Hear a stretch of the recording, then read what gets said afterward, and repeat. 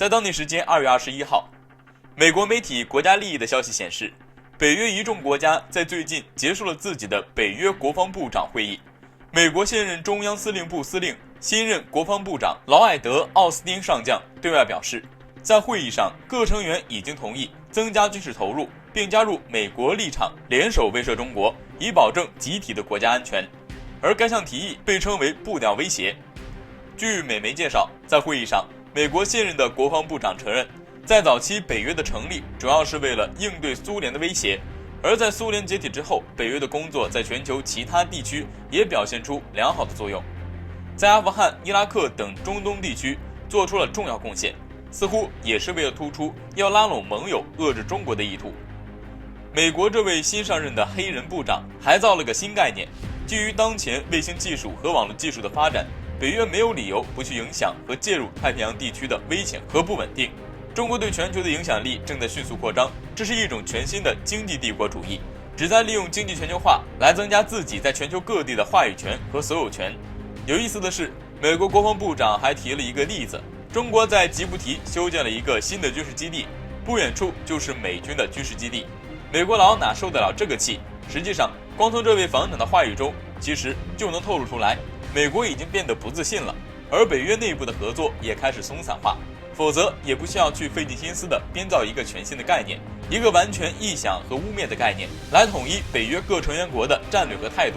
有分析人士指出，目前的北约尚在东欧地区对俄施压，美国想要拉拢一众成员国对付中国的想法可能不会实现。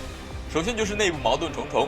，2020一场欧洲各国抢口罩的事情，就把欧洲内部矛盾撕得血淋淋的，不是节流份额就是全部没收，完全不顾他国死活。其次，由于特朗普当初要为了让美国再次伟大，强行吸收了不少欧洲各国的血，这导致双方关系出现严重裂痕。最后，难民危机和各种暴力示威游行，欧盟内部可能无力支撑起一场快半个地球的战争。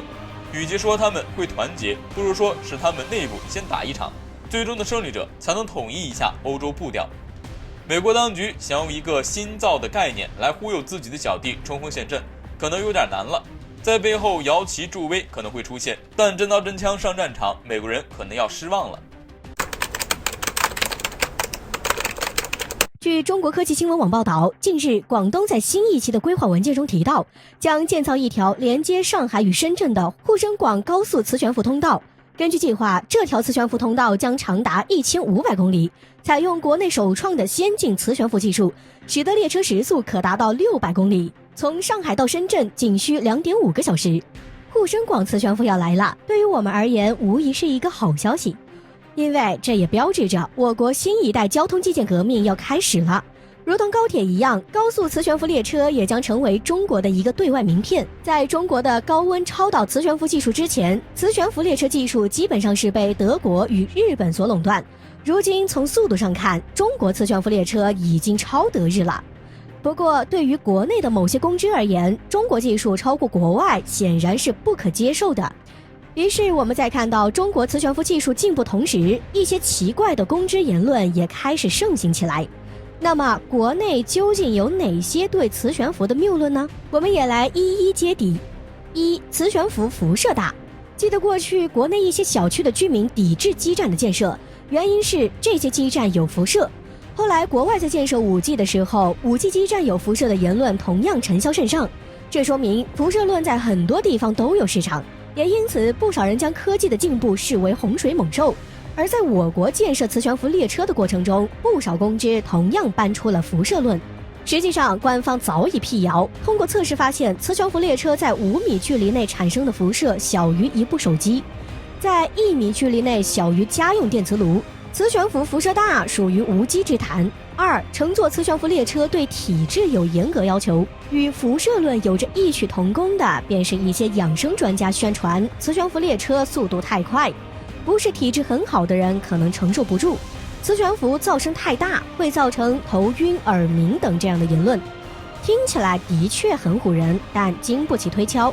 要说速度，民航客机速度更快也没被宣传这么夸张。而且磁悬浮列车空间密闭，稳定性很好，就像我们乘坐高铁时也不会感觉到明显摇晃。此外，磁悬浮列车产生的噪音约为60分贝，低于地铁的80分贝，不用担心噪声问题。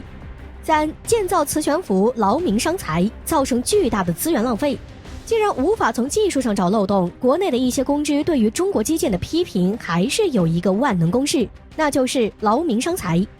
一些人认为磁悬浮列车在国外都没能得到大规模推广，就是因为太贵了，纯属浪费资源。实际上，官方对此也有回应，磁悬浮列车相比于其他的火车耗能更少，实际运行成本要更低。此外，磁悬浮技术也可以在很多领域进行推广，不单单是交通上。更重要的是，国外对于磁悬浮技术的竞争实际上很激烈，一旦没有抓住时机，可能就再也赶不上了。据环球时报援引印媒的消息称，印空军在本月的19日突然向边境地区增派了12架阿帕奇武装直升机，并部署在了与中国交界的西金地区。同时，这也是阿帕奇重型武装直升机首次部署在印度与中国接壤的东部地区。除此之外，印度空军还透露，除了阿帕奇之外， K9 金刚自行榴弹炮等重型武器不久后也将现身边境。据了解，虽然印军方面没有公布部署的具体位置，但西金地区的对岸基本上就是中国西藏的亚东线，这里离2017年曾发生过冲突的洞朗地区不远。而阿帕奇武装直升机最大作战半径约480公里，在高原环境下，这一数字肯定会大幅缩小。但即使是性能大幅缩减，阿帕奇直升机的火力威慑依然能够覆盖亚东线和洞朗地区。毫无疑问的是，即使是中印达成脱离接触协议后，印度人还是没有死心。在解放军撤退不久，他们反而还调集重型火力部署边境，这一行为无疑不是再次释放危险信号。显然，印度人真是记吃不记打。不过，有2点因素决定了印度只能是秋后的蚂蚱，蹦跶不了几天了。分析认为，印军虽然在边境大肆动武，看起来国力十分的充沛，但新冠疫情才是印度国内需要面对的首要问题。确诊人数可以说是每天都在刷新着新的世界纪录，已成为名副其实的世界第一毒窝。而且，除了受疫情影响之外，印度目前就连国本也受到了动摇，国内的局势用混乱不堪来形容那是合适不过了。而这一切都是因为莫迪修改了新农民法，这极大地损害了印度农民的利益，甚至就在印度阅兵式的当天，抗议的农民也毫不在乎，开着拖拉机就围堵住了首都，甚至与执法警察发生冲突，造成超过200人死亡后，事件才有所平息。总之，印度如果还想与中国继续抗争下去，那就是死路一条。回到1962年的时候，当时的印度经济水平比中国还高的时候，解放军都可以以摧枯拉朽的方式去解决印军越境的问题，而现在中国的 GDP 已是印度的数倍，军事力量已经跃升到前所未有的高度。如果印军真的想要战争，那不是死路一条是什么？